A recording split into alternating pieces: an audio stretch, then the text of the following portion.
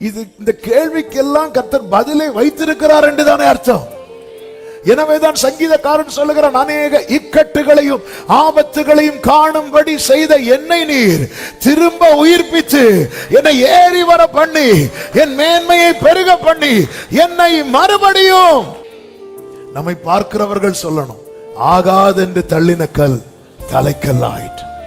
நம்மை பார்க்கிறவர்கள் சொல்லணும், இவர்களுடைய ஜெபத்துக்கு பதில் கிடைத்தது. நம்மை பார்க்கிறவர்கள் சொல்லணும், இவர்கள் முடங்கி கிடந்தார்கள், இப்பொழுது முன்னேறுகிறார்கள். நம்மை பார்க்கிறவர்கள் சொல்லணும், இவர்களுடைய கூடாரம் சமாதானத்தோடு இருக்கிறது.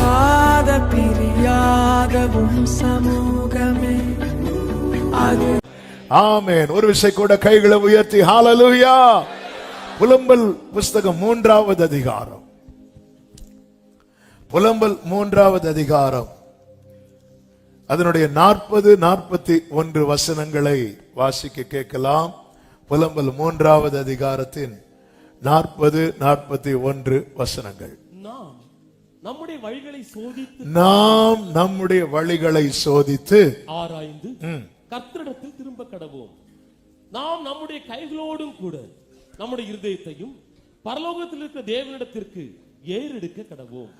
இன்று பேசும்படி பரிசுத்த ஆவியானவர் கடந்த நாட்களிலே சிந்தையில கொண்டு வந்து இடைப்பட்ட கர்த்தருடைய வார்த்தை, நாம் நம்முடைய வழிகளை சோதித்து ஆராய்ந்து கர்த்தரிடத்தில் திரும்ப கடவும்.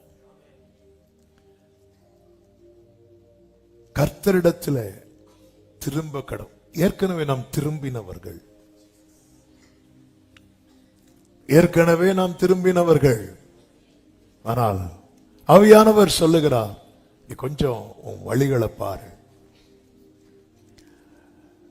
இந்த புலம்பல் 3வது அதிகாரம் எரேமியா எழுதும் போதே எப்படி அதை ஆரம்பிக்கிறார் என்றால், ஆண்டவருடைய சினத்தின் மிலாற்றினால் உண்டான சிறுமையை கண்ட புருஷன் நான் சிறுமையை கண்டவன். தேவ பிள்ளைகளே, நாம் நம்முடைய வழிகளை ஆராய்ந்து பார்க்க வேண்டியது அவசியம். கர்த்தரிடத்தில் திரும்ப நாம் நம்முடைய கைகளோடு கூட நம்முடைய இருதயத்தையும் பரலோகத்தில் இருக்கிற தேவனிடத்தில் ஏறெடுக்க கடவோம் என்று சொல்லப்பட்டிருக்கிறது.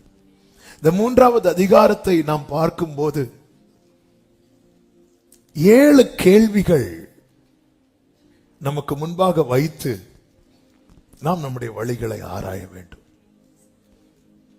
அநேகம் இருந்தாலும் ஒரு 7 கேள்விகள். நான் கொஞ்சம் வேகமா சொல்லிட்டு செய்திக்குள்ளே போக விரும்புகிறேன். முதல் கேள்வி என்ன அப்படின்னா, நான் இருளில் இருக்கிறேனா வெளிச்சத்தில் இருக்கிறேனா? நாம் அதை பார்க்கணும். இருளில் இருப்பதற்கும் வெளிச்சத்தில் இருப்பதற்கும் என்ன வித்தியாசம்? இருளில் இருந்தால் நமக்கான நன்மை நம் கண் முன்னே இருந்தாலும் நம் கண்களுக்கு அது தெரியாது.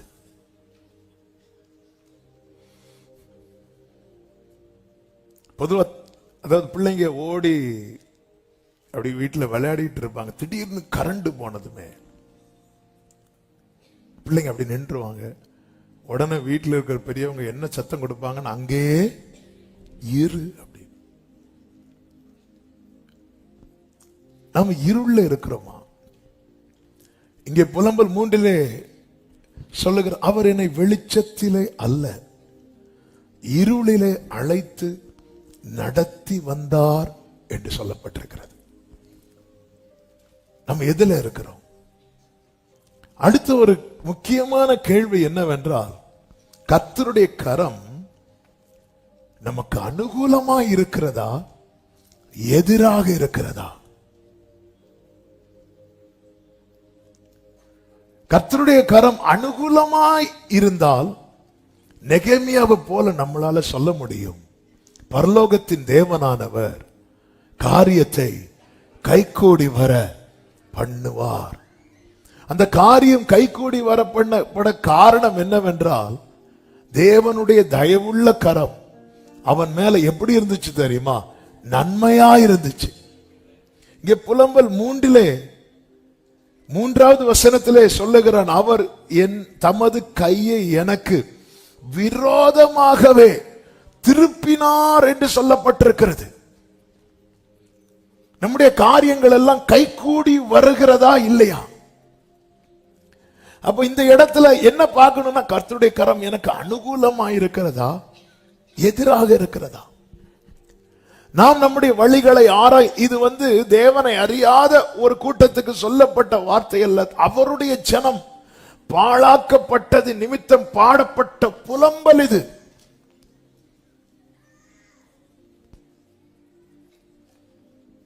நிறைய காரியத்தை செய்யறோம், வாய்க்கப்பட மாட்டேங்குது. காரிய சித்தியோ கர்த்தரால் வரும்.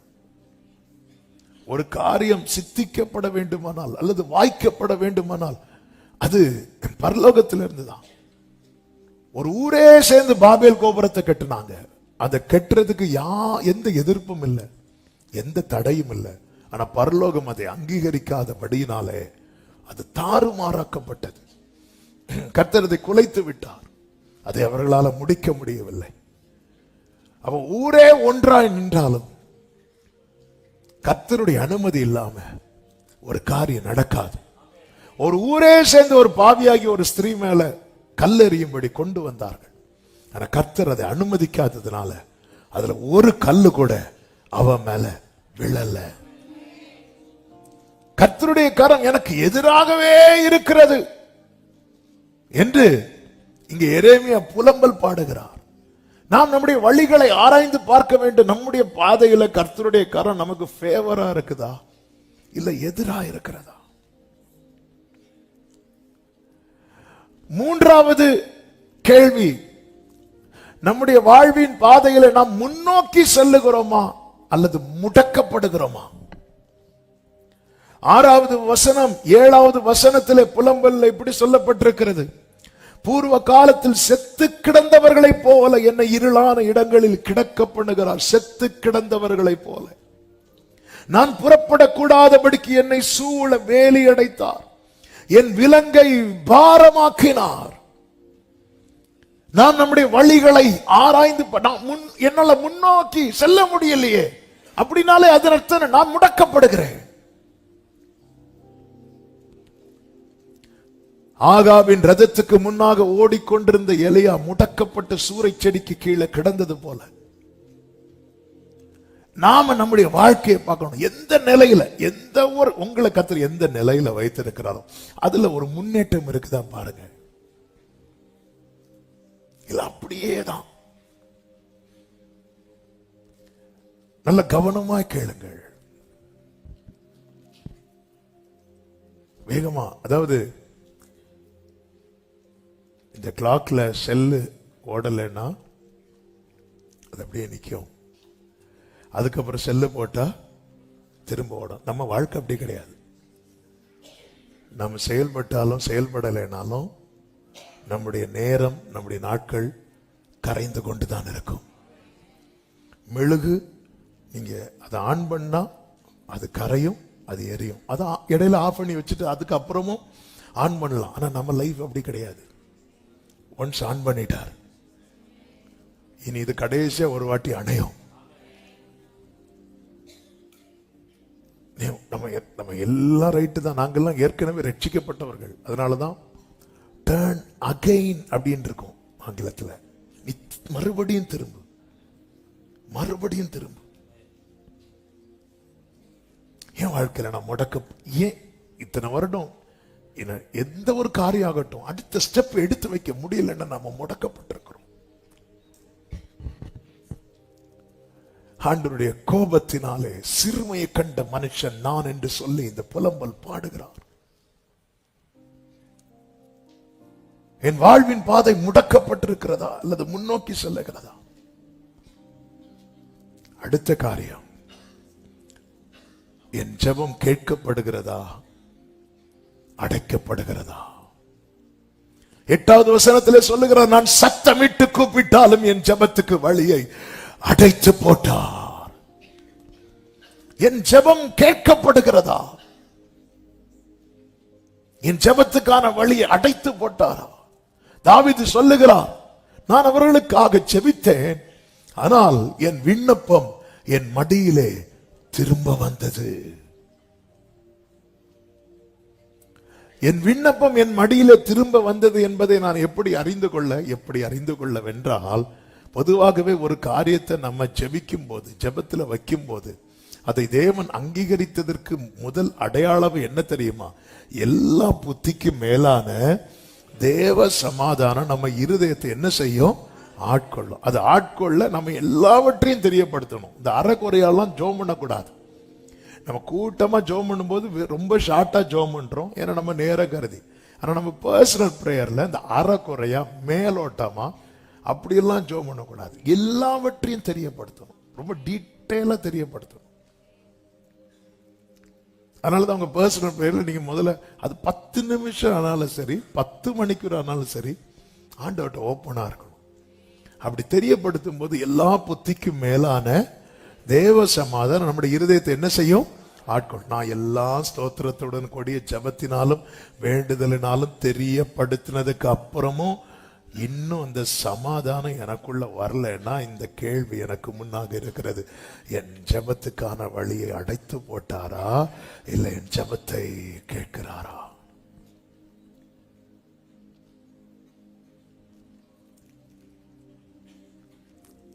நம்முடைய வழியை ஆராயணும்.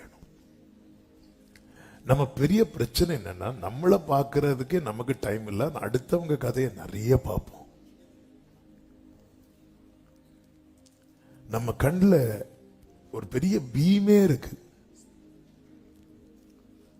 அந்த பீமை வச்சுட்டு போகும்போது அதுல இருந்து ஒரு சின்ன துரும்பு சகோதரன் கண்ணில் விழுந்துட்டு. ஆனா இப்ப நம்ம கண்ணுக்கு எதுதான் தெரியுமா? சகோதரன், அதாவது ஒருத்தன் பட்டனை மாத்தி போட்டுட்டு போறான், அவனை பார்த்து ஒருத்தன் ஒழுங்கா பட்டன் போட தெரியலன்னு சொல்லிட்டு பரியாசம் பண்ண போறான். பரியாசம் பண்றவனை பார்த்து அவன் சட்டையில பட்டனே கிடையாது.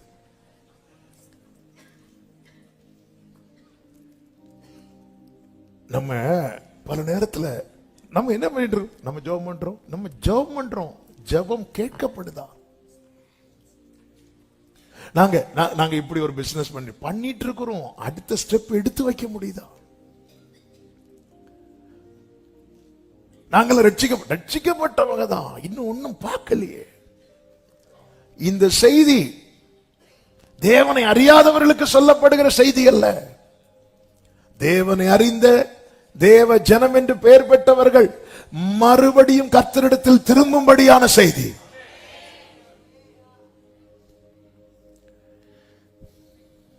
அடுத்த கேள்வி, நம்முடைய வாழ்வு பயிர் நீளமாக்கப்படுகிறதா, பாழாக்கப்படுகிறதா? 11வது வசனத்திலே சொல்லுகிறார், என் வழிகளை அப்புறப்படுத்தி என்னை துண்டித்து போட்டார், என்னை பாழாக்கி விட்டார் அப்படிங்கிறார். என் வாழ்க்கை பயிர் நிலமா இருக்கிறதா? அவரவருக்கு பயிர் உண்டாக ஏற்ற காலத்தில் தக்கபடி அவர் உங்களுக்கு பின்மாறியும் முன்மாறியும் அனுப்புவேன் பிராமிஸ் பண்ணி இருக்கிறாரே. என் வாழ்க்கை எப்படி இருக்கிறது? எப்படி இருக்கிறது?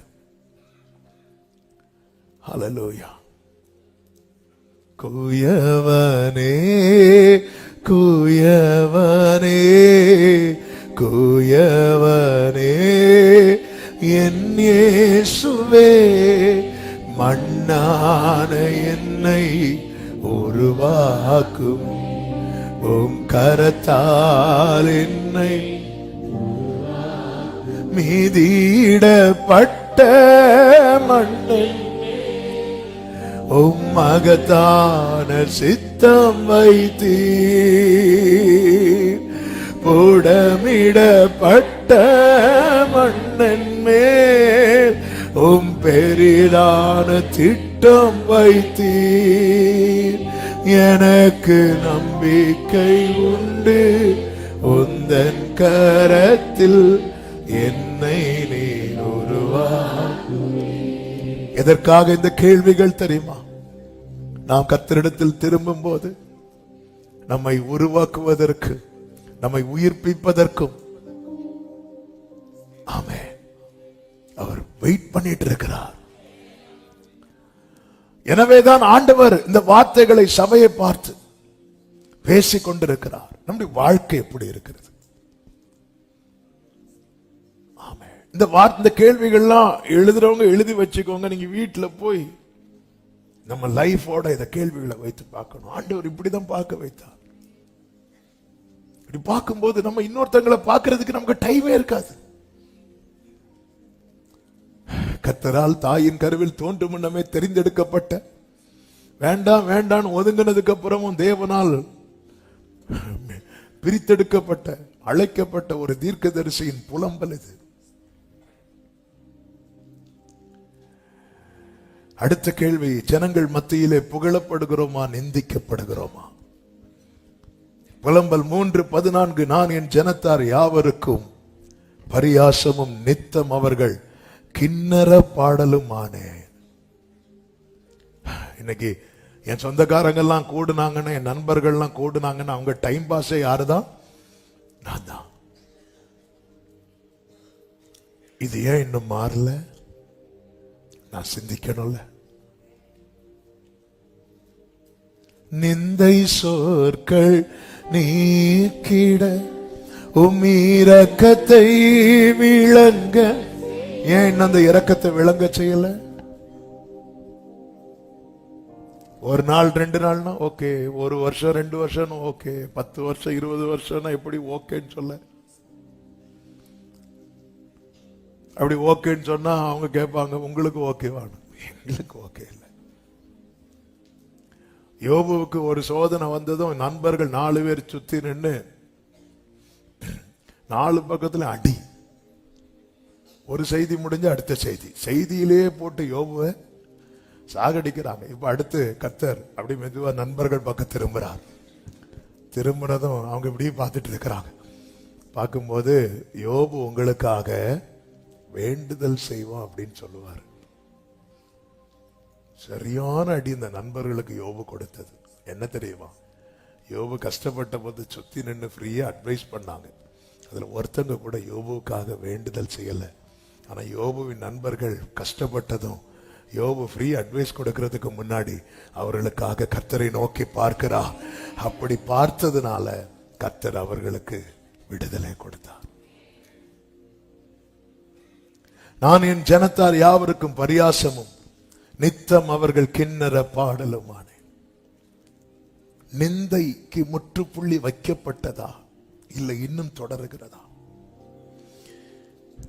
அடுத்த கேள்வி, நம் வாழ்வு சமாதானமா இருக்கிறதா, கசப்பா இருக்கிறதா? 15வது வசனம், கசப்பினால் என்னை நிரப்பி எட்டியினால் என்னை வெறிக்க செய்தார். 17வது வசனம், என் ஆத்துமாவை சமாதானத்துக்கு தூரமாக்கினார். சுகத்தை, I forget prosperity.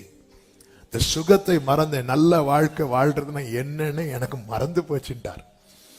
எப்படியோ வாழ்ந்துட்டு இருக்கு. இந்த சுகமா வாழ்றது, இந்த மகிழ்ச்சியா வாழ்றது, இந்த நிறைவா வாழ்வது, இந்த குறைவு, இதெல்லாம் என்னன்னு எனக்கு தெரியல. அப்ப ஆண்டவர் நீ உன் வழியை ஆராய்ந்து திரும்பு அப்படி சொல்றாருன்னா, இது இந்த கேள்விக்கெல்லாம் கர்த்தர் பதிலை வைத்திருக்கிறார் என்றுதானே அர்த்தம். எனவேதான் சங்கீதக்காரன் சொல்லுகிறான், அநேக இக்கட்டுகளையும் ஆபத்துகளையும் காணும்படி செய்த என்னை நீர் திரும்ப உயிர்ப்பித்து என்னை ஏறி வர பண்ணி என் மேன்மையை பெருக பண்ணி என்னை மறுபடியும் தேற்றுவீர். இது நடுவில் கிருபையில வாழ்ந்து கொண்டிருக்கிறோம். எனவேதான் அதே புலம்பல் 3:22 சொல்லுகிறார், நான் நிர்மூலமாகாதிருப்பது கர்த்தருடைய கிருபையே, அவருடைய இரக்கங்களுக்கு முடிவில்லை, அவைகள் காலைதோறும் புதியவைகள், உமது உண்மை பெரிதாயிருக்கிறது. கிருபை ஏன் கிடைச்சிட்டு இருக்குன்னா, கிருபை அப்ப ஏன் கிருபை கிடைக்குது? அடுத்த கேள்வி, ஆண்டவர் என் ஜெபத்தை அடைத்து போட்டாருன்னு என்கிட்ட ஏதோ இருக்கு, அல்லது என்ன இன்னும் இருள உட்கார வச்சிருக்கிறோம் என்கிட்ட ஏதோ இருக்கு, என் வாழ்க்கை இன்னும் பாழாக்கப்பட்டிருக்குன்னு என்கிட்ட ஏதோ இருக்கு. என் வாழ்க்கையில் இன்னொரு முன்னேற்றம் இல்லைன்னா என்கிட்ட ஏதோ இருக்கு அப்படி சொல்றீங்களே, அப்ப ஏன் எனக்கு கிருபை கொடுக்கிறார் அப்படிங்கிற அடுத்த கேள்வி வருது. அந்த கேள்விக்கு தான் இங்க ஒரு வார்த்தை, ஆமே, அந்த வேர்டை வந்து ஹைலைட் பண்ணி காட்டணும். உமது உண்மை பெரிதா இருக்கிறது. கர்த்தர் கிருபை கொடுக்கிறது நம்முடைய உண்மை நிமித்தம் அல்ல, அவருடைய உண்மை நிமித்தம். நான் நிர்மூலமாக அப்ப இந்த கிருபையில நாம் என்ன செய்யணும் அப்படின்னா சரி செய்யணும். நாம் ஆராயணும். ஏன் என் ஜெபம் கேட்கப்படல? ஏன் இத்தனை வருடம் ஆகியும் இந்த நிந்தை தொடர்ந்து கொண்டே இருக்கிறது? இந்த பழிச்சொல் இருந்து கொண்டே இருக்கிறது. யோபுவின் வாழ்க்கையில் ஒரு சிறையிருப்பை மாற்றும் தருணத்தை வைத்தாரே, எலிசபெத் வாழ்க்கையில நிந்தை நீங்கும் தருணத்தை வைத்தாரே, எல்லார் லைஃப்லயும் ஒரு பிரேக் த்ரூ ஏன் என் லைஃப்ல வரல? அவர் பாழானதை பயிரிலமாக்குகிறவர் என்றல்லவா வேர்டு இருக்கு. ஏன் வாழ்க்கையில ஏன் இன்னும் அந்த செழிப்பை நான் பார்க்கவில்லை? இன்னும் ஏன் என் வீட்டில் ஒரு சமாதானம் இல்லாமலே இருக்கிறது? இன்னும் ஏன் என் குடும்பத்துல ஒரு சந்தோஷம், ஒரு நிறைவு இல்லாம இருக்கிறது? பிரியமானவர்களே, இப்படி நம்ம யோசித்து இருக்கிறோமா? வழிகளை ஆராய்ந்து கர்த்தரிடத்திலே திரும்பணும். நமக்கு தேவன் பாராட்டுகிற கிருபைய ஏதோ நம்முடைய நீதியினால் கிடைத்தது என்று எண்ணக்கூடாது. அவருடைய உண்மை அது. இஸ்ரவேல் ஜனங்கள் ஆண்டவருடைய உண்மையை அதை நம்ம தியானித்தா இன்னைக்கு நேரம் பத்தாது. இஸ்ரவேல் ஜனங்கள் கர்த்தர் இருக்க வேண்டிய ஸ்தானத்துல வேறொன்றை உயர்த்தி வைத்து வழிபட்டுருவாங்க. ஆண்டவருக்கு அவ்வளவு கோபம் வரும். ஆனால் அவருடைய கோபம் ஒரு நிமிடம், அவருடைய தயவு நேடிய வாழ்வு. இந்த கோபம் தயவா மாறணும்னா அது நடுவில் ஒருத்தர் நின்று பரிந்து பேசணும். அன்று இஸ்ரவேலருக்காக நின்றது மோசே, இன்று நமக்காய் நிற்கிறவர் நம் ஆண்டவராகிய இயேசு கிறிஸ்து.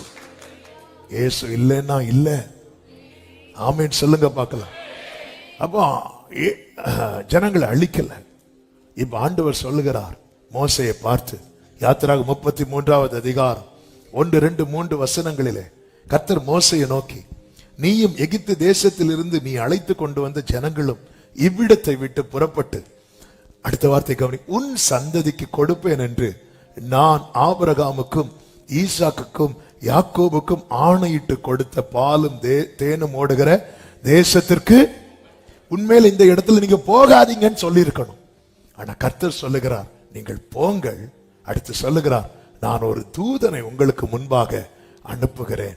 கானானியனையும் எமோரியனையும் ஏத்தியனையும் பெர்சியனையும் ஏவியனையும் எபூசியனையும் துரத்தி விடுவான். ஆனாலும் நான் வழியிலே உங்களை நிர்மூலம் பண்ணாதபடிக்கு நான் உங்கள் நடுவில் செல்ல மாட்டேன். இங்க பாருங்க, கர்த்தர் சொல்லிட்டார். எப்படி சொல்லியிருக்கணும்? நான் வரமாட்டேன், உனக்கு அது கிடைக்கவும் கிடைக்காது சொல்லியிருக்கணும். ஆனா அவர் கொடுப்பேன் என்று வாக்கு கொடுத்ததுனால அவருடைய உண்மையை பார்த்தீங்களா? நீங்க போங்க, நான் தூதன் அனுப்புறேன், நான் வந்தேன்னு அடிச்சிருவேன். ஆண்டவருடைய இன்னைக்கு நமக்கு ஏதாவது நம்ம கையில கிடைத்து இருக்குன்னா அது அவருடைய உண்மையினால கிடைத்தது. இன்னைக்கு நம்ம ஆண்டவர் சமூகத்துல நான் நிக்கிறதும் நீங்க வந்து உட்கார்ந்து இருக்கிறது அவருடைய உண்மையினால. ஹல்லேலூயா. தாவீது நாட்களிலே தாவீதுக்கு தேவன் பிராமிஸ் பண்ணார், என் கிருபையை விட்டு நான் உன்னை விட்டு உன் குடும்பத்தை விட்டு நான் விலக்க மாட்டேன். தாவீதுக்கு பிற்பாடு சாலமோன் எழும்பினான். சாலமோனை கர்த்தரை விட்டு தூரம் போனான். அதன் பிறகு ரெகோபயாம் எழும்பினான். ரெகோபயாமோ இன்னும் துன்மார்க்கமாய் போனதும் கர்த்தர் அந்த இஸ்ரவேல் கோத்திரத்தை 10-2 பிரிக்க ஆரம்பித்தார். யூதா கோத்திரத்தை மாத்திரம் மீதியாக வைத்திருக்கிறார். ஏன் தெரியுமா? கர்த்தருடைய உண்மையினால. யெரொபெயாமுக்கு தேவ மனிதனை கொண்ட வார்த்தையை சொல்லும் போது 1 ராஜாக்கள் 11வது அதிகாரம் 36, 39 வசனங்களை பார்க்கும் போது, என் நாமம் விளங்கும்படிக்கு நான் தெரிந்து கொண்ட நகரமாகிய எருசலேமில் என் சமூகத்தில் என் தாசனாகிய தாவீதுக்கு என்னாலும் ஒரு விளக்கு இருக்கத்தக்கதாக அவன் குமாரனுக்கு ஒரு கோத்திரத்தை கொடுப்பேன். 39, இப்படி நான் இந்த காரியத்தின் நிமித்தம் தாவீதின் சந்ததியை சிறுமைப்படுத்துவேன், ஆகிலும் என்னாலும் அப்படி இராது. இதுதான் தேவனுடைய உண்மை. எனவேதான் தீமோத்தேயுக்கு எழுதும்போது, தன்னுடைய ஓட்ட முடிவில் தீமோத்தேயுக்கு எழுதும் போது அப்போஸ்தலனாகிய பவுல் இப்படி எழுதி வைக்கிறார், 2 தீமோத்தேயு 2:13 நாம் உண்மை இல்லாதவர்களாய் இருந்தாலும் அவர் உண்மை உள்ளவராய் இருக்கிற. கைகளை உயர்த்தி ஆமென் சொல்லுங்க பாப்போம். அவருடைய உண்மை. எனவேதான் தேவ பிள்ளைகளே, இன்னைக்கு எனக்கு கிருபை கிடைக்குதுன்னா என்னதான் வழி மாறி போனாலும் கரெக்டா வந்து ஆராதிச்சுட்டு எல்லாம் பண்ணிட்டு தானே இருக்கிறேன். அப்ப கர்த்தருக்கு என்ன பிடிச்சிருக்குன்னு தானே அர்த்தம். அவருடைய உண்மை, அவருடைய உண்மை.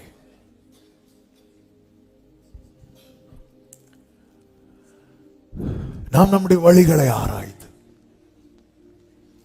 நம்மை பார்க்கிறவங்க சொல்லணும் பாழாக்கப்பட்டது பயிர்நிலமாயிற்று. நம்மை பார்க்கிறவர்கள் சொல்லணும் ஆகாதென்று தள்ளின கல் தலைக்கல் ஆயிற்று. நம்மை பார்க்கிறவர்கள் சொல்லணும் இவர்களுடைய ஜெபத்துக்கு பதில் கிடைத்தது. நம்மை பார்க்கிறவர்கள் சொல்லணும் இவர்கள் முடங்கி கிடந்தார்கள், இப்பொழுது முன்னேறுகிறார்கள். நம்மை பார்க்கிறவர்கள் சொல்லணும் இவர்களுடைய கூடாரம் சமாதானத்தோடு இருக்கிறது. ஆமென் சொல்லுங்க பார்க்கலாம். எனவேதான் எரேமியாவை கொண்டு கர்த்தர் எழுதுகிறார். எரேமியா 22வது அதிகாரம் அதனுடைய 21வது வசனத்தை வாசியுங்கள். 22, 21. நீ சுகமாய் வாழ்ந்திருக்கையில் நான் உனக்கு சொன்னேன்.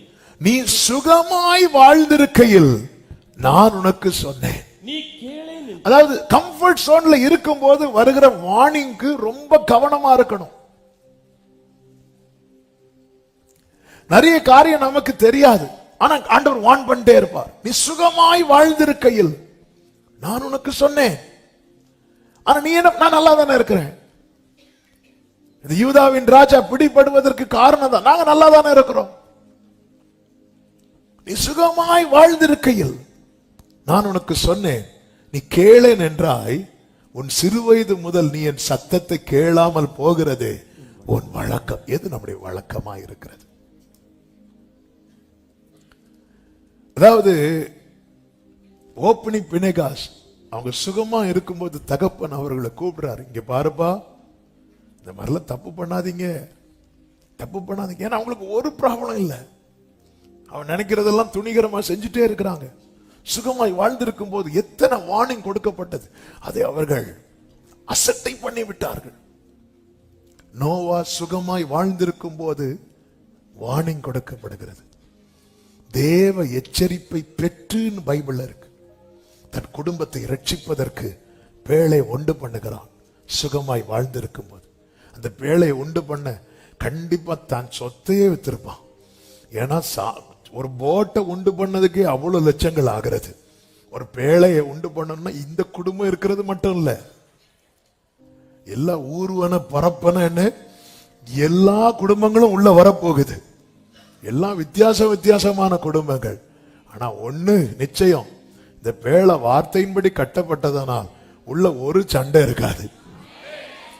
ஹல்லேலூயா, ஆமென். நம்ம வீட்டுல ஒரு மிருகம் கிடையாது, ஏன்னா நம்மளே இருக்கிறோம். சண்டை போடுறதுக்கு வேர்டு இல்ல, ஒரே சண்டை. அங்க பாருங்க, சிங்கமும் இருக்கு ஆடும் இருக்கு. வெளியே வரும்போது உண்மையில சிங்கம் மட்டும்தான் வந்திருக்கணும், நோவாவே வந்திருக்க கூடாது. ஆனா அந்த பேழை வார்த்தையின்படி கட்டப்பட்டதுனால உள்ள பல டைப் மக்கள்.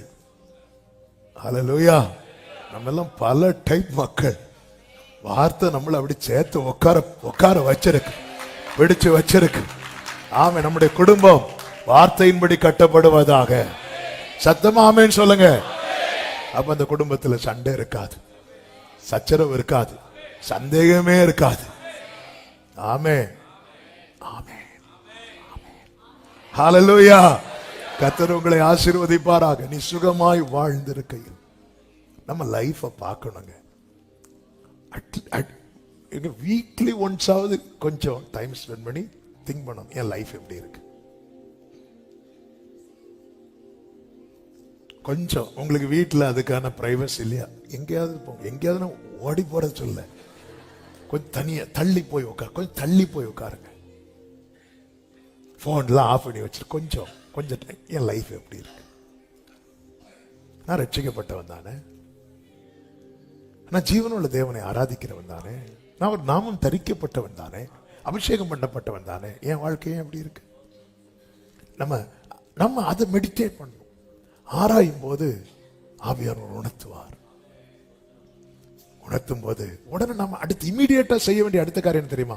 அப்பான்னு திரும்பிடணும். இளையகுமாரன் திரும்பிட்டான். ஹல்லேலூயா. அவன் இழந்து போன அனைத்தையும் தகப்பன் திருப்பி கொடுக்கிறார். ஹல்லேலூயா. வஸ்திரத்தை கொண்டு வா அப்படின்னு சொல்லிட்டு அப்பா வேலைக்காரன் சொல்லும் போது, வேலைக்காரன் உண்மையில என்ன கேட்டிருக்கணும் தெரியுமா? என்ன கேட்டிருக்கணும்? எந்த வஸ்திரம், யாருக்கு வஸ்திரம்? ஏன்னா இளையகுமாரன் போகும்போது கர்ச்சீஃபை கூட விட்டு வைக்கல, தூக்கிட்டு போயிட்டான். சிலர்லாம் போகும்போது யூஸ் பண்ண சோப்பு துண்டவர தூக்கிட்டு போயிடுவாங்க. அவ்வளவு விட்டு வைக்க மாட்டான். அவன் அவ்வளத்தையும் எடுத்துட்டு போறான். அவன் திருப்பி வரும்போது வஸ்திரம் கொண்டு வா. எந்த வஸ்திரம்? இவனுக்கு ஒரு வஸ்திரமும் செட் ஆகாது. எப்படி செட் ஆகும்? இவன் சாப்பிடாம மெலிந்த பசு போல வந்திருக்கிறான். வீட்டில் இருக்கிற வேலைக்காரங்கெல்லாம் சாப்பிட்டு சாப்பிட்டு கொளுத்த பசுக்களா வந்திருக்கிறாங்க.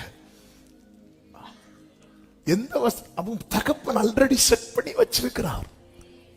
அவனுக்கான மோதிரத்தை எடுத்துட்டு வா, அவனுக்கான அதிகாரத்தை எடுத்துட்டு, பாதரட்சி எடுத்துட்டு வா. நீங்க திரும்பிட்டீங்கன்னு வைங்கள, கர்த்தர் ஆயத்தம் பண்ணினத இமீடியட்டா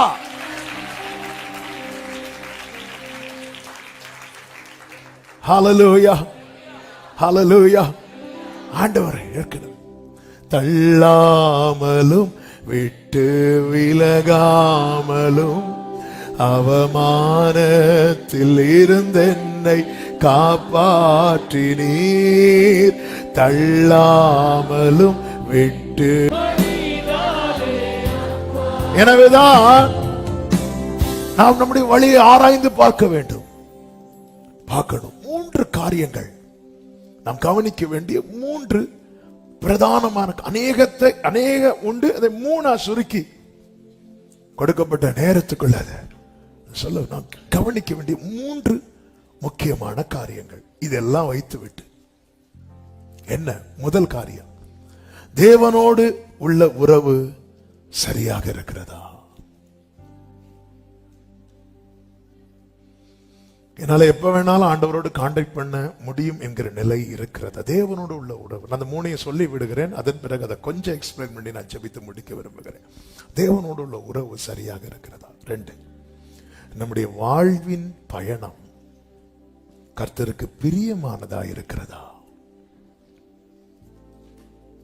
நம்முடைய வாழ்க்கை ட்ராக் இருக்குல்ல, வாழ்வின் பயணம் கர்த்தருக்கு பிரியமானதா இருக்கிறதா? 3, நமக்கு ஒப்புவிக்கப்பட்டதை சரியாக கையாளுகிறோமா?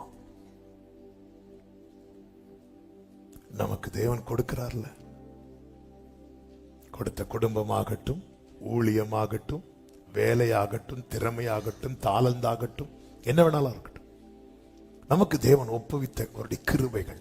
பவுல் சொல்லுகிறார், நான் தேவனுடைய கிருபைகளை விருதாவாக்குகிறதில்லை. நமக்கு ஒப்புவிக்கப்பட்டவைகளை சரியாக கையாளுகிறோமா? இந்த 3 காரியத்தை நம்ம கவனிக்கணும். இது சரியாகும் போது எல்லாமே கிளியர் ஆயிரும். முதலாவது, தேவனோடு உள்ள உறவு சரியாக இருக்கிறதா? தேவனோடு என்னால கான்டாக்ட் பண்ண முடியும் எப்ப வேணாலும்.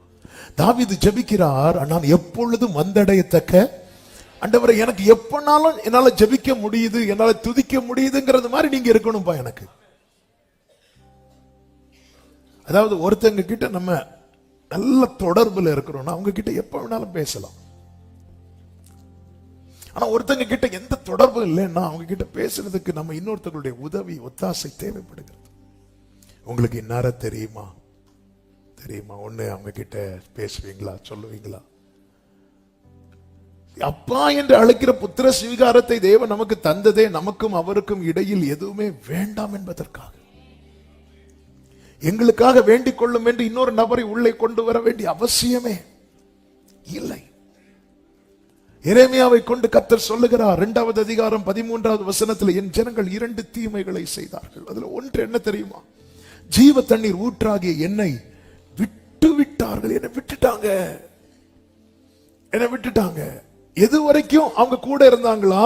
அதுக்கு மேல படிக்கும் போது தெரியும், அந்த நன்மையான அந்த கானானுக்குள்ளே அவங்களை நடத்தி கொண்டு போறது வரைக்கும் கூட இருந்தாங்க. வனாந்திரத்தை கடக்கிறது வரைக்கும் கூட இருந்தாங்க. நம்மில் அநேகர் அப்படிதான். ஒவ்வொரு குறிப்பிட்ட காரியத்துக்காக ஆண்டவரை பிடித்துக் கொள்வோம். அந்த காரியம் முடிந்ததும் அல்லது அந்த காரியம் நமக்கு வாய்க்கப்பட்டதும் ஆண்டவரை விட்டு விடுகிறோம். இப்ப எக்ஸாம் டைம் பயங்கரமா எல்லாரும் பிடித்திருப்போம் ஆண்டவரை. பிள்ளைங்க பிடிக்கிறாங்களோ இல்லையோ, பெற்றோர் பிடிச்சிருவாங்க. அதுக்கப்புறம் பிள்ளைகளுக்கு லீவு, பெற்றோருக்கு லீவு. அதுக்கப்புறம் எக்ஸாம் முந்தின நாள் பிடிக்க போவாங்க. பிடி கிடைக்காது. அப்போ உடனே போன் வரும், ஒரே பயமா இருக்கு. ஏன் அங்க என்ன கிடைக்கல? பிடி கிடைக்கல. பயமா இருக்கு. பிடி கிடைக்கலன்னா பயம் வரும். அத்தனை புயலின் நடுவிலும் பவுல் எழுந்து நின்று தன்னோடு இருந்த 275 பேருக்கு திடன் சொல்ல காரணம் என்னவென்றால் பிடி இருந்துச்சு. அந்த புயல்ல சிக்னல் கிடைக்குது. தேவனோடு உள்ள உறவை நாம் பார்க்க வேண்டும். உபாகம் 32:18 ஆண்டவர் மோசேயை கொண்டு சொல்லுகிறார், உன்னை ஜெனிப்பித்த கன்மலையை நீ நினையாமற் போனாய், உன்னை பெற்ற தேவனை நம்ம நினைக்க மறக்கும் போது ஆண்டவரை மறக்க தொடங்கிட்டோம்னு அர்த்தம். ஆண்டவரை நினைக்கணும். ஹல்லேலூயா. ஆண்டவரை நினைக்கணும். அந்த நினைவு, நினைவெல்லாம் பேச்செல்லாம் என் வாஞ்சையெல்லாம் நீரே, உம்மோடு நான் நடக்கணுமே, உம்மோடு நான் பழகணுமே, உந்தன் சித்தம் செய்யணுமே என் அன்பே. பிரியமானவர்களே, ஆண்டவரோடு உள்ள உறவு இருக்கிற எல்லாருக்கும், சின்ன பிள்ளைங்களுக்கு சொல்றேன், ஆமே, இந்த சின்ன பிள்ளைங்களை இந்த மெசேஜ் டைம்ல தனியா கூட்டிட்டு போய் அவங்களுக்கு சண்டே கிளாஸ் வச்சா நம்ம டிஸ்டர்பன்ஸ் இல்லாம என்ன கேட்கலாம்? மெசேஜ் கேட்கலாம். ஆனா அப்படி வைக்காம ஏன் பிள்ளைங்க கொஞ்சம் பேசினாலும் பரவாயில்லன்னு உள்ள உட்கார வச்சிருக்கிறோம் தெரியுமா? சாமுவேல் என்னும் பிள்ளை ஆண்டான்ட்ட கர்த்தர் பேசினார். இந்த கூட்டத்தில் நான் எல்லாரையும் அப்படிதான் பார்க்கிறேன். ஒரு என்கவுண்டர் இந்த சின்ன வயசுல பிள்ளைகளுக்கு உண்டாயிட்டுனா, செர்மன் டைம்ல டிஸ்டர்பன்ஸே இல்லாம பிள்ளைங்களாம் தூக்கிட்டு போயிடலாம். யூத்தை தனியா கொண்டு போய் உட்கார வச்சிடலாம். அப்படி டிஸ்டர்பன்ஸ் இல்லாம அப்படி ஜம்முன்னு உட்கார்ந்துருது. அழகா ப்ரீச் பண்றதுக்கு ஈஸி, கேட்கறதுக்கு ஈஸி. ஆனா இல்ல, ஏன்னா அந்த உறவுங்கிறது, பிறந்த குழந்தை 18 வயசுக்கு அப்புறம் அப்பான்னு கூப்பிடுறதில்ல, அது சில மாதங்களே பான்னு கூப்பிட்டாலே அவ்வளவு சந்தோஷம். கர்த்தர் உறவை தந்திருக்கிறார்,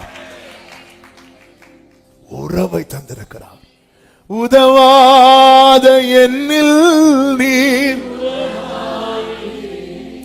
நீங்க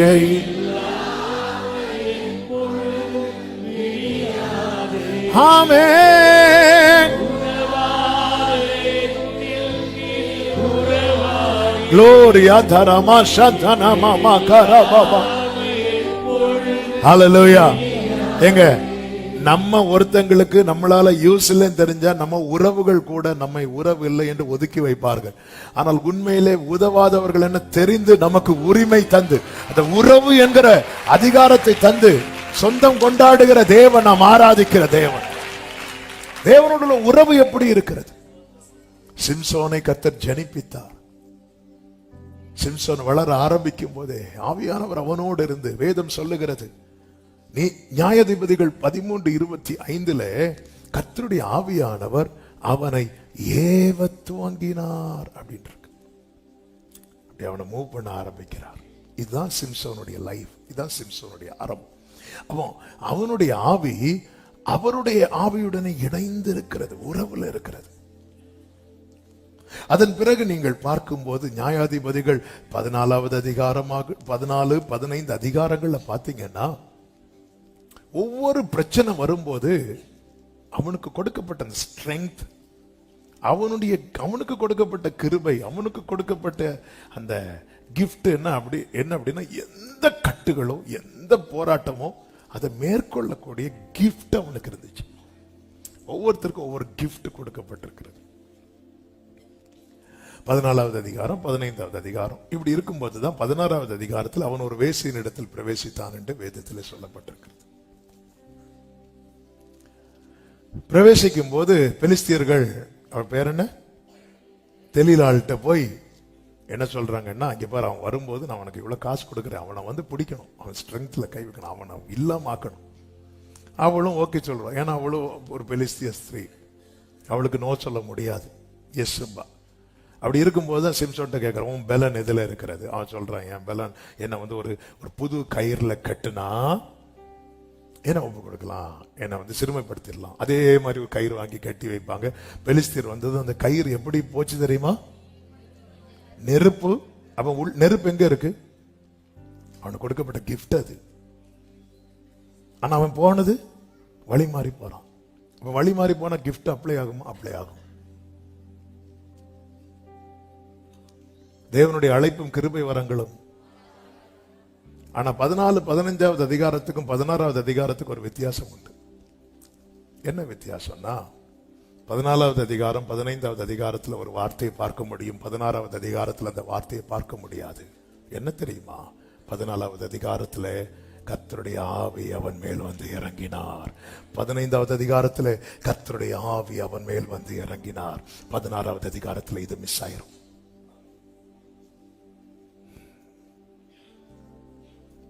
கிஃப்ட் இருக்கு, ஃபெலோஷிப் இல்ல. கிஃப்ட் வச்சு எவ்வளவு நாள் ஓட்ட முடியும்?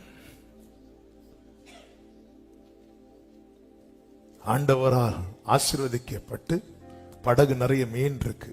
ஆண்டவர் என் பின்னாடி வான்னு சொல்லிட்டு போயிட்டாரு.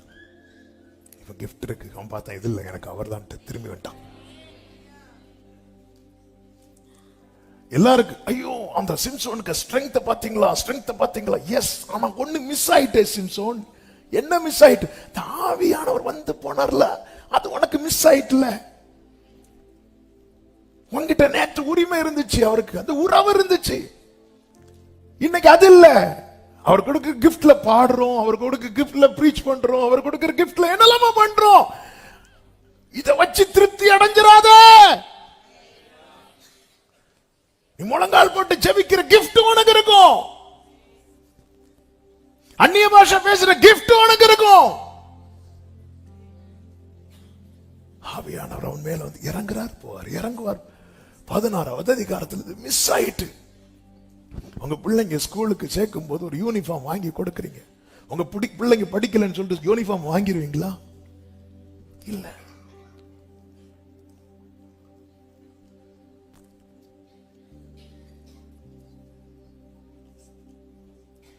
நம்முடைய வழிகளை ஆராயணும். என்னால உறவாட முடியுதா, என்னால ஊழியம் செய்ய முடியுதா என்பதல்ல, என்னால உறவாட முடிகிறதா?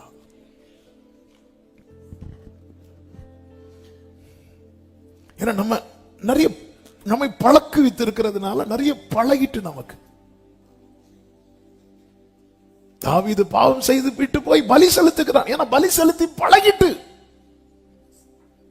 ஆனா உறவு அங்க கட்டாகுது. கட்டானதனுடைய ரிசல்ட் அவன் பண்ண தப்புனால அவன் இருதயம் துடிக்கல. ஆனா அன்னைக்கு உறவு இருந்ததுனால சவுலுடைய வஸ்திரத்தை லைட்டா கட் பண்ணது நெஞ்சு பக்கு பக்கு பக்குன்னு அடிக்குது. இப்போ அந்த அடியெல்லாம் இல்ல. ஆனா பலி செலுத்துறார், பலி செலுத்துறார். அப்பதான் புரிந்து கொண்டு சொல்றார், பரிசுத்த ஆவி என்னை விட்டு அப்ப போயிடாதீங்க.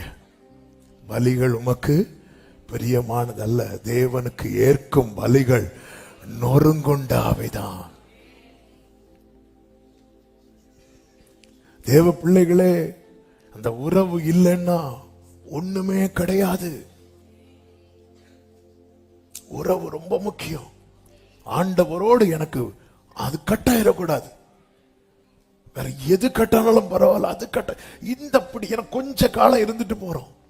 வேதம் என்ன சொல்லுகிறது? உம்மை உறுதியாய் பற்றி கொண்ட மனதை உடையவன் உம்மையே நம்பி இருக்கிறபடியால் நீர் அவனை பூரண சமாதானம். என்ன தெரியுமாங்க? இங்கேயும் வாழ வைப்பார், அங்கேயும் வாழ வைப்பார்.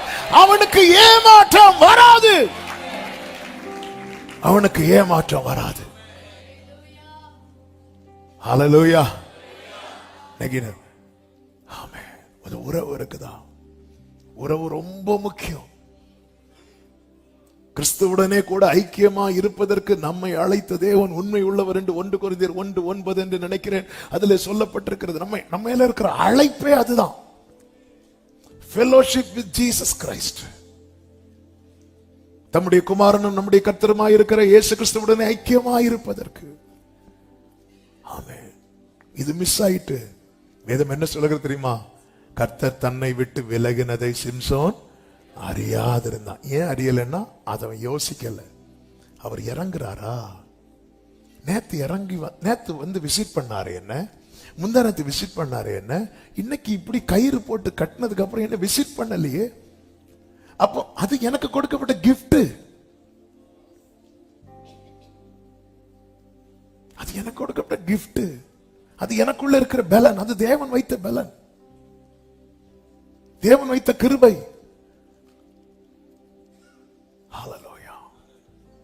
உறவு எப்படிப்பட்டதா இருக்கு? இரண்டாவது காரியம், நம்முடைய வாழ்வின் பயணம் கர்த்தருக்கு பிரியமானதா இருக்கிறதா? எரேமியா 6வது அதிகாரம் 16வது வசனத்திலே கர்த்தர் எரேமியாவை கொண்டு சொல்லுகிறார், வழிகளிலே நின்று பூர்வ பாதைகள் எவை என்று கேட்டு விசாரித்து நல்ல வழி எங்கே என்று பார்த்து அதிலே நடவுங்கள், அப்பொழுது உங்கள் ஆத்துமாவுக்கு இளைப்பாறுதல் கிடைக்கும் என்று கர்த்தர் சொல்லுகிறார். நீ நின்னு கேளு, எது நல்ல வழி, எது நல்ல வழி. எனவேதான் தாவீது ஜெபிக்கிறார், உமக்கு பிரியமானதை செய்ய எனக்கு கற்றுத்தாரும், நீரே என் தேவன், உம்முடைய நல்ல ஆவியானவர் என்னை செம்மையான வழியிலே, நீரே என் தேவன், உம் நல்ல பரிசுத்த செம்மையான. காலம் சென்ற டாக்டர் கிறிஸ்டோபர் அங்கிள் காலை 5 மணி ஜெபம் ஆரம்பிச்ச நாட்கள்ல அவங்க வருவாங்க. அதுக்கப்புறம் அவங்க தான் அதை ஃபுல்லா நடத்திட்டு இருந்தாங்க. அவங்களுக்கு ஆரோக்கியம் இருந்த நாள் வரைக்கும் எல்லா ஜெபத்தையும் முடிக்கும் போது இந்த சங்கீதம் 143:10 சொல்லி தான் முடிப்பாங்க. உமக்கு பிரியமானதை செய்ய கட்டுத்தார், நீரே என் தேவன், நல்ல ஆவியானவர், செம்மையான வழியில என் பாதை கர்த்தருக்கு பிரியமா இருக்கணும். ஹல்லேலூயா, ஹல்லேலூயா. மல்கியா 1:10 ஆண்டவர் தீர்க்கதரிசியை கொண்டு வேதனையோடு அவருக்கு பலி செலுத்தும்படியான ஆசாரியர்களை கர்த்தர் இப்படி சொல்லுகிறார். அவர்களை பார்த்து நம்ம எல்லாரும் தேவன் ஆசாரியர்களாய் ராஜாக்களாய் மாற்றி இருக்கிறார். இங்கே ஆண்டவர் வேதனையோடு சொல்லுகிறார், உங்களில் எவன் கூலி இல்லாமல் கதவுகளை பூட்டுவான்? என் பலிபீடத்தின் மேல் அக்கினியை கூலி இல்லாமல் கொளுத்தவும் மாட்டீர்கள். உங்கள் பேரில் எனக்கு பிரியமில்லை. நம்ம ஆராதிக்கணும்னா கூலி எதிர்பார்த்து தான் நாங்க ஆராதிக்கிறோம். ஆண்டவர், நான் ஆராதிக்கிறேன், எனக்கு அது செய்வீங்களா, இது செய்வீங்களா? நான் உமக்கு ஊழியம் செய்கிறேன், எனக்கு அப்படி பண்ணுவீங்களா, இப்படி பண்ணுவீங்களா? நான் ஆலயத்துல வந்து நின்று எல்லாம் செய்யறேன், எனக்கு அது பண்ணுவீங்களா, இது பண்ணுவீங்களா? ஆண்டவருக்கு அது வலிக்குதான். ஏங்க காணிக்க கூட அப்படிதானங்க கொடுக்கிறோம். நம்ம அநேகர் தசபாகம் கொடுத்தா பண்டக சாலை ஃபுல்லா என்ன ஆகுமா? கூலி எதிர்பார்த்து தானே. மனப்பூர்வமாய் செய்யறோமா? எந்த ஒரு காரியம் நான் இப்படி ஜெபம் பண்றேன் ஆண்டவரே, நான் இப்படி பண்றேன், எனக்கு நாங்க எல்லாவற்றையும் விட்டு வந்தோமே, எங்களுக்கு என்ன தருவீர்? ஆமென். உங்களில் எவன் கூலி இல்லாமல் கதவுகளை போட்டுவான்? அதாவது நமக்கான கூலி கிடைக்காததும் எத்தனை காரியங்களை ஸ்டாப் பண்ணிட்டோம். பைபிள் ஒழுங்கா வாசிக்கிறதே ஸ்டாப் பண்ணிட்டோமே, ஒரு ஜெபத்தை ஸ்டாப் பண்ணிட்டோமே, ஆராதனை ஸ்டாப் பண்ணிட்டோமே, தேவனை பாடி துதிக்கிறதை ஸ்டாப் பண்ணிட்டோமே. கூலி கிடைக்கல, கூலி கிடைக்கல. கூலி கொடுக்க உன்ன வேலைக்காரன் அழைக்கல, பிள்ளைய சுதந்திரம் கொடுக்க வைத்திருக்கிறார். நீ வேலைக்காரன்னா கூலிக்கு பாத்திரமா, நீ பிள்ளை. அவரோடு கூட நீ இருந்து கூலி கொடுக்கணும். இன்னைக்கு ஒழுங்கா ஜபம் இல்ல, இன்னைக்கு பாட்டு இல்ல, ஆராதனை இல்ல, எனக்கு கூலி கிடைக்கல, எனக்கு இதுல பிரியமே இல்ல, நான் உனக்கு இதை செய்வேங்கிறத மனசுல வச்சுட்டு நீ எனக்கு கொடுக்கிற காணிக்கை எனக்கு பிரியம் இல்லை என்கிறார்.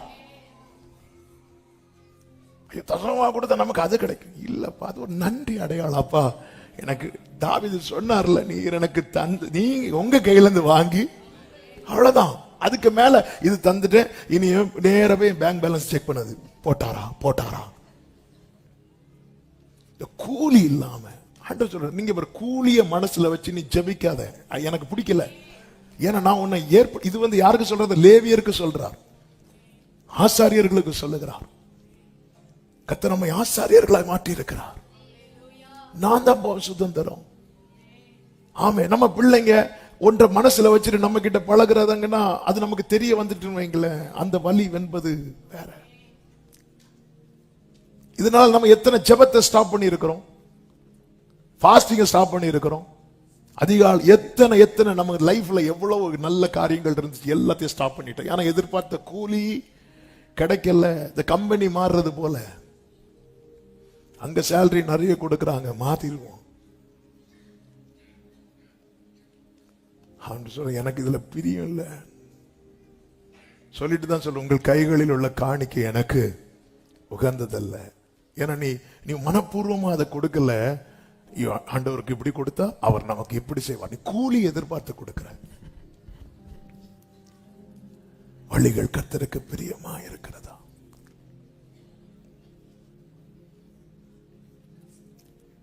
ஆவியானவர் சபைகளுக்கு சொல்லுகிறதை காதுள்ளவன் கேட்க கடவன். ஏன்னா அதாவது உறவை கொச்சப்படுத்தக்கூடாது. தேவன் ஏற்படுத்தி தந்த உறவு.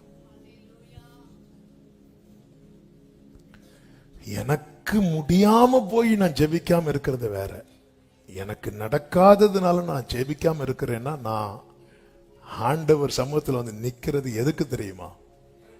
கூலிக்காக. இளைய குமாரன் திரும்பி வந்தது பிள்ளையாக அல்ல, வேலைக்காரனாக தான் வந்தான். ஆனா தகப்பன் அவனை யாரா பார்க்க முடியல தெரியுமா?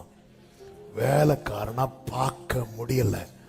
தூதனை தேவனால் பிள்ளையாய் பார்க்க முடியாது, என்னை அவரால் வேலைக்காரனா பார்க்க முடியாது. இதை எனக்கு அவர் பாராட்டின கிருபை. உனக்கு கூலி வேணுமாடான்னு கேட்டா,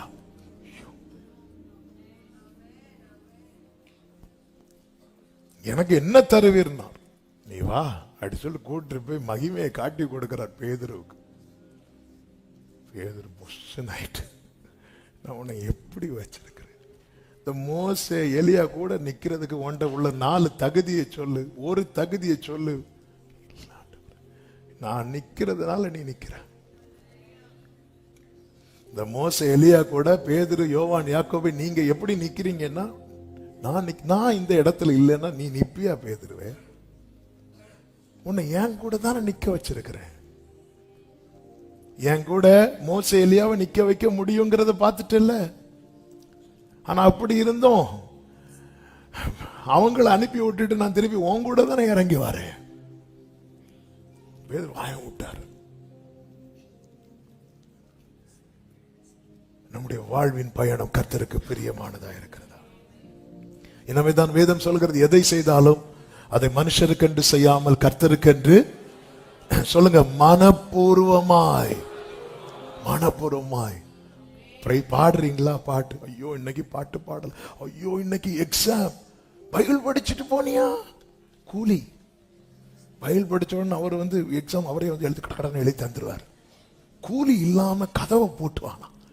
ஆண்டு எனக்கு பிடிக்கல அப்படிங்கிறாரு. ஏன்னா உன்னை நான் தானப்பா உன் சுதந்திரம்னு சொல்லி உன்னை இதுவரை கூட்டிட்டு வந்தேன். நான் தான். அவங்கவுங்களுக்குன்னு ஒவ்வொரு சுதந்திரம் இருக்கும்போது லேவி கோத்திரமே நான் தானே சுதந்திரம். அது அர்த்தம் என்ன? உனக்கு என்னன்னாலும் நான் பார்த்துக்கிறேன், என்கிட்ட கேளு. ஆமென். நான் ரொம்ப ஆண்டவருக்காக பிரயாசப்பட்டேன், நான் ரொம்ப ஆண்டவருக்காக உழைச்சேன். ஆனா ஆண்டவர் எனக்கு ஒண்ணுமே செய்யல. அதனால நான் இப்போ கூலி இல்லாம. கடந்த நாள் ஒருத்தங்கள்ட்ட கேட்டேன், டவுட்ல கேட்டேன், இப்போ பழையது போலெல்லாம் வசனம்லாம் எழுத முடியுதா? தாங்க. எத்தனை வருஷம் ஆச்சு? 4 வருஷம் ஆச்சு. எனக்கு கூலி கிடைக்கல.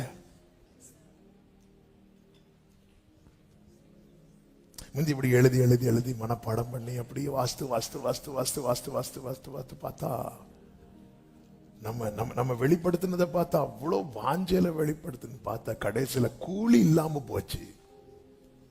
கூலி இல்லாம போனது நம்ம ஜபம் எல்லாம் காலியாச்சு. ஜபம் போச்சு, எல்லாம் போச்சு. ஆனா எதிர்பார்த்த கூலி கிடைக்கல. ஆண்டவர் பார்க்கிறாரு, உன்னை நான் எப்படி வச்சிருக்கிறேன். ஹல்லேலூயா. நம்ம வீட்டில் ஒரு ஃபங்க்ஷன் நடக்குது. வேலை செய்யறவங்களுக்கு அந்த வேலைக்கான கூலி கொடுக்கும்போது நம்ம பிள்ளைகளுக்கும் போய், நீ எவ்வளவு நேரம் வேலை பார்த்த, இன்னும் 500 ரூபான்னு கொடுப்போமா? கொடுத்தா பிள்ளை வாங்குவோம், அது வேற. அவனுக்கு கிடைச்சது லாபம். ஆனா நம்ம கொடுப்போமா? கொடுக்க மாட்டோம். அந்த வரிசையில பிள்ளை வந்து நின்று இப்படி கை நீட்டி நிக்கிறத பார்த்தா எப்படி இருக்கும் தெரியுமா? அந்த கம்பை எடுத்துட்டு வா. ராஜா வீட்டு பிள்ளை. சொல்லுங்க, பக்கத்துல பார்த்து சொல்லுங்க, ராஜா வீட்டு பிள்ளை. கூலிக்காக ஆண்டவரை தேடாதீங்க. கூலிக்கா இங்க வந்தா, ஆமா இங்க வந்தா அப்படி இப்படி. ஒரு சகோதரி சர்ச்சு ஒரு நாள் வரும்போது, ஃபர்ஸ்ட் வராங்கன்னு நினைக்கிறேன், வரும்போது, பாஸ்டர் இங்க கல்ற உண்டாடு.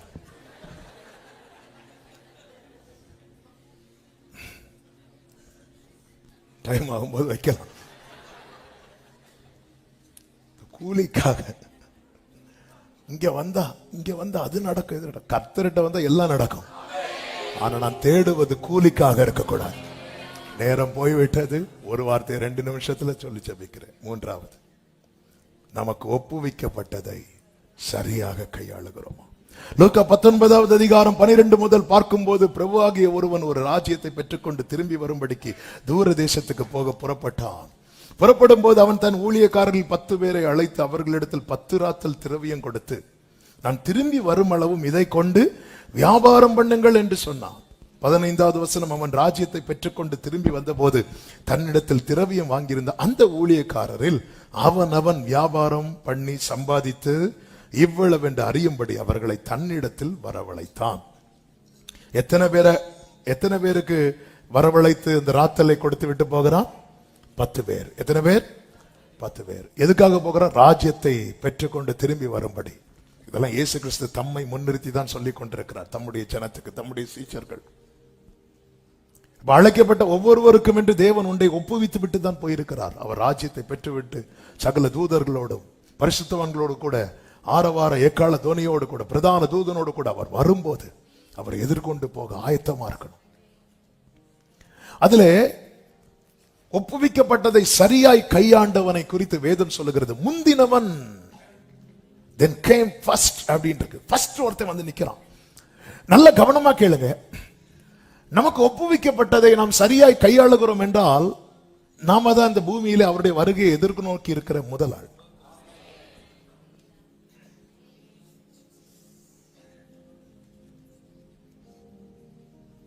முந்தினவன்.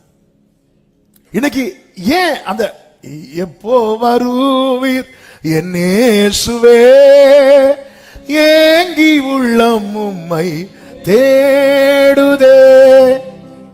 ஏன் தேட மாட்டேங்குது? ஏன் தேட மாட்டேங்குது? ஏன்னா ஒப்புவிக்கப்பட்டதை சரியா கையாளவில்லை. நம்ம கையில கொடுத்துட்டு போயிருக்கிறார். நம்ம கையில கொடுத்துட்டு போயிருக்கிறார். அதனாலதான் தமஸ்குக்கு போற வழியில சந்திக்கப்பட்ட பவுல் ஆண்டவரை பார்த்து, நான் என்ன செய்யணும்? நான் என்ன செய்யணும்? நான் ஆகாதவனை ஓட விரும்பல.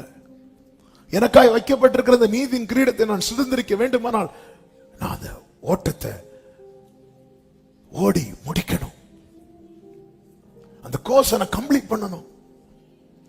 பவுல் சொல்ற, இந்த தேகத்தை விட்டு பிரிந்து போவது சீக்கிரம் நேரிடும் என அறிந்து எனக்கு ஒரு ப்ராஜெக்ட் கொடுத்துட்டு போயிருக்கிறார். என்ன? நீ ஸ்திரப்பட்ட பின் உன் சகோதரரை நீ குணப்பட்ட பின் உன் சகோதரரை ஸ்திரப்படுத்து. பவுல் அதை மறந்துட்டார். சாரி, பேதுரு மறந்துட்டார். வயசானதுக்கு அப்புறம் தான் ஞாபகம், ஐயோ இப்படி ஒண்ணு சொல்லிட்டு போயிட்டாரே, என் நாட்கள் வரை கொஞ்ச நாள்ல முடியுமே, கடகடன்னு எழுதுறார். அதான் 1வது நிருபம் 2வது நிருபம். இந்த தேகத்தை விட்டு பிரிந்து போவது சீக்கிரம் நேரிடும் என்று அறிந்து நான் இதை உங்களுக்கு எழுதுறேன் அப்படிங்கிறார். முந்தினவன் அடுத்து சொல்லப்பட்டிருக்கிறது 2வது என்று சொல்லப்பட்டிருக்கிறது. இப்படி சொல்லிவிட்டுதான் 20வது வசனத்துல பின்பு அந்த இடத்துல எத்தனாவது, அட்லீஸ்ட் 10வது நம்பராவது சொல்லி இருக்கணும்ல. முந்தினவன் 2வதுன்னு சொல்லிட்டு இந்த இடத்துல வேறொருவன், என்னோட ஆண்டவர் பேசின வார்த்தை இதுதான், நீ 10 பேரில் ஒரு ஆளா இருக்கலாம், ஆனால் நான் உனக்கு ஒப்புவித்ததை நீ கையாளவில்லை என்றால் உன் அந்த லிஸ்டை விட்டு தூக்கிடுவேண்டார். நான் தெரிந்தெடுக்கும் போது நீ 10ல் ஒருவன், 12ல் ஒருவன், 3ல் ஒருவன், 50ல் ஒருவன், 70ல் ஒருவன், 120ல் ஒருவன். ஆனால் நான் உனக்கு ஒப்புவிக்கப்பட்டதை நீ கையாளவில்லை என்றால் நான் வரும்போது என நான் உன் கையில நம்பி கொடுத்துட்டு போனேன், நீ அந்த லிஸ்ட்லயே இருக்க மாட்டேன், நீ வேறொருவனாய் மாறிவிடுவார். இந்த வேறொருவனாய் மாறும்போது ஆண்டவர் சொல்ல, எனக்கு உன்னை யாருன்னே தெரியாது, அக்கிரம செய்கைக்காரரே என்னை விட்டு அகன்று போங்கள். ஆவியானவர் சபைகளுக்கு சொல்லுகிறதை காதுள்ளவன் கேட்க கடவன். 1 கொரிந்தியர் 12:7 சொல்லப்பட்டிருக்கிறது, ஆவியினுடைய அனுகிரகம் அவனவனுடைய பிரயோஜனத்துக்கு என்று அளிக்கப்பட்டிருக்கிறது. அவனுடைய பிரயோஜனத்துக்கு என்று. 1 கொரிந்தியர் 3:10 பவுல் சொல்லுகிறார், எனக்கு அளிக்கப்பட்ட தேவ கிருபையின் படியே புத்தியுள்ள சிற்பாச்சாரியை போல அஸ்திவாரம் போட்டேன், வேறொருவன் அதன் மேல கட்டுகிறான், அவனவன் தான் அதன் மேல் இன்ன விதமாய் கட்டுகிறான் என்று பார்க்க கடவன். நம்ம எப்படி வாழ்கிறோம், நம்ம எப்படி செயல்படுகிறோம், நமக்கு ஒப்புவிக்கப்பட்டது சரியா செய்யறோமா, அதை பார்க்கணுமா? 13 சொல்லப்பட்டிருக்கிறது, அவனுடைய வேலைப்பாடு வெளியாகும், நாளானது அதை விளங்க பண்ணும், ஏனெனில் அது அக்கினியினால் வெளிப்படுத்தப்படும். அவனுடைய வேலைப்பாடு எத்தன்மை உள்ளதென்று அக்கினியானது பரிசோதிக்கும். எனவேதான் ஆண்டவராகிய இயேசு கிறிஸ்து சீஷர்களை பார்த்து சொன்னார், யோவான் 9:4, பகற்காலம் இருக்கும் மட்டும் நான் என்னை அனுப்பினவருடைய கிரியை செய்ய வேண்டும், ஒருவனும் கிரியை செய்யக்கூடாத ராக்காலம் வருகிறது. நாம் நம்முடைய வழிகளை ஆராய்ந்து கர்த்தரிடத்தில் திரும்ப கடவோம். நம்முடைய கைகளை மாத்திரமல்ல, கைகளோடு கூட இருதயத்தையோ கர்த்தருக்கு நேராக்குவோம். தேவனோடு உள்ள உறவு எப்படிப்பட்டதா இருக்கிறது? நம்முடைய வாழ்வின் பாதை கர்த்தருக்கு பிரியமா இருக்கிறதா?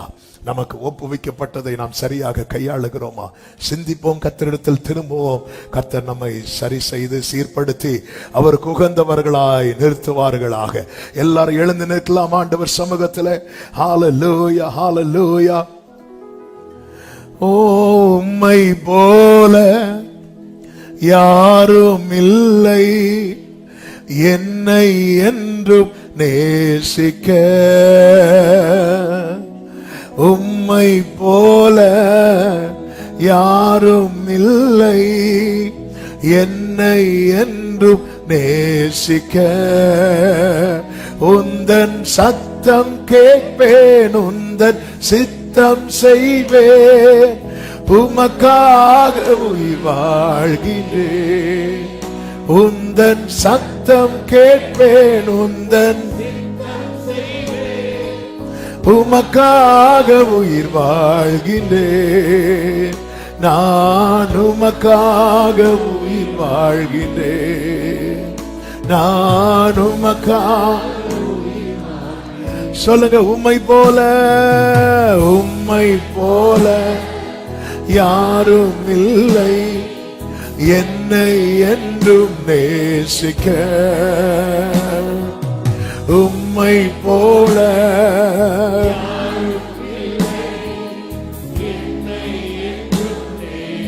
ஆமென். அர்ப்பணிப்போடு உந்தன் சத்தம் கேட்பேன், உமக்காக உயிர் வாழ்கிறேன்.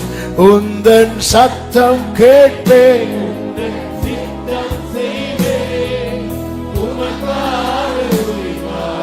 ஆமென். நான் உமக்காக உயிர் வாழ்கிறேன்.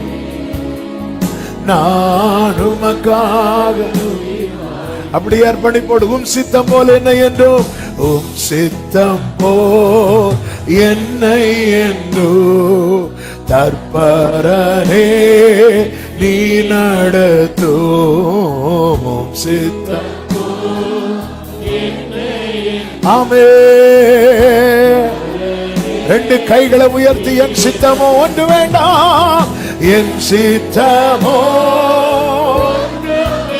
வேண்டாம்பா, என் பிரியனே என் இயேசுவே என் சித்தமோ என் பிரியனே என் சித்தமோ ஒன்று வேண்டாம், என் சித்தமோ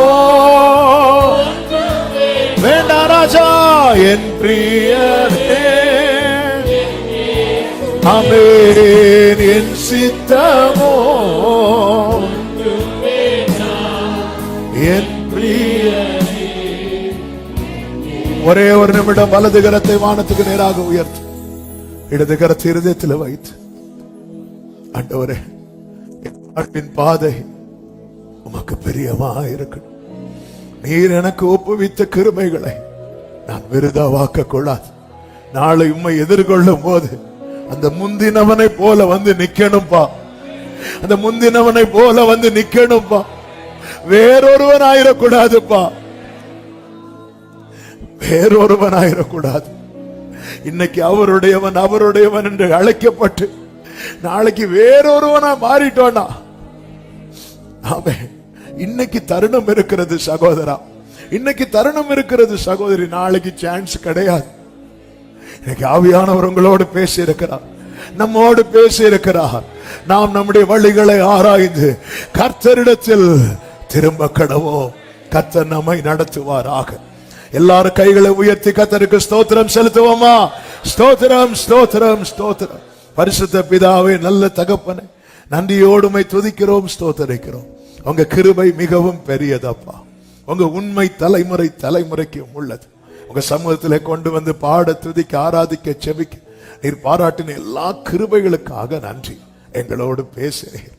நாங்கள் மறுபடியும் உம்மிடம் திரும்ப எங்கள் வழிகள் சீராக நேராக மோடு இருக்கிற உறவு பலப்பட எங்கள் வாழ்வின் பயணம் உங்களுக்கு பிரியமா இருக்க நீர் எங்களுக்கு ஒப்புவித்ததை சரியாய் கையாள கர்த்தர் எங்களுக்கு கிருபை செய்வீராக. கர்த்தரே நடத்தும், நாமத்தை மகிமைப்படுத்தும், ஒவ்வொருவரையும் அப்படியே ஆட்கொண்டு நடத்துங்க. வேறொருவனாய் ஆண்டவரை நாங்க மாறிடக்கூடாது.